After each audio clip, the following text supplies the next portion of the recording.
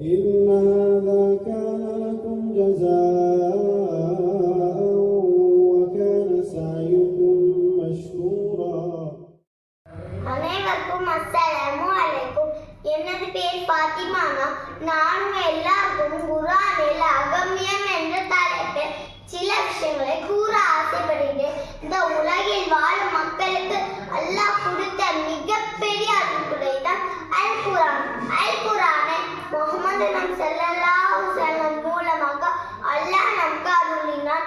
இதில் மக்களுக்கு பல வழிகாட்டல், பல எச்சரிக்கை, பல நிவாரணங்கள், பல உபதேசங்கள் அல்லாஹ் கூறியிருக்கிறான். இந்த வேதத்தை நாம் ஓதினால் அல்லாஹ் பல நன்மைகளை தருகிறான்.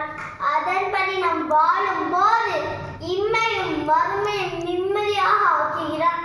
முஹம்மது நபி ஸல்லல்லாஹு அலைஹி வஸல்லம் கூறினார்கள், குர்ஆனில் ஒரு எழுத்தை ஓதினால் 10 நன்மை கிடைக்கும்.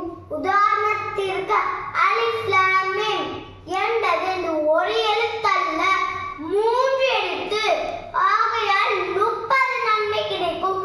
மேலும் முஹம்மது நபி ஸல்லல்லாஹு அலைஹி வஸல்லம் கூறினார்கள், மன் தஅல்லமல் குர்ஆன வ அல்லமஹு, குர்ஆனை தானும் கற்று பிறர்க்கும் கற்றுக் கொடுக்கிறாரோ அவரே உங்களில் சிறந்தவர் ஆவார் என கூறினார்கள்.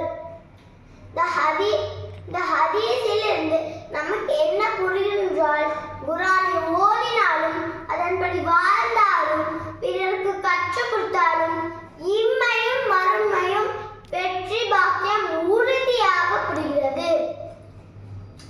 ஸாலிகல் கிதாபு லா ரைப ஃபீஹ் ஹுதல் லில் முத்தகீன், அல்லாஹ்வுடைய திருவேதமாகும். இதில் எத்தகைய சந்தேகமும் இல்லை, பயபக்தி இல்லாமல் ஒரு நேர் வழிகாட்டி ஆகும். மேலும் அல்லாஹ் கூறியிருக்கிறான், ரமலான் மாதம் எத்தகையது என்றால் அதுதான் மக்களுக்கு நேர் வழி காட்டும் திருக்குர்ஆன் இறக்கப்பட்டது. அது நன்மை தீமையை பிரித்தறிவது, நேரான வழியில் தெளிவாக்கக்கூடிய வசனங்களை உடையது. அல் குர்ஆன் அத்தியாயம் 185வது வசனம். இந்த வார்த்தைக்கு நன்றி. இன்ஷா அல்லாஹ் நம் எல்லாரும் குர்ஆனை ஓதி அதன்படி வாழ்ந்து சொர்க்கத்தின் நுழைய அல்லாஹ் உதவி செய்யட்டும். அஸ்ஸலாமு அலைக்கும். صدق الله العظيم.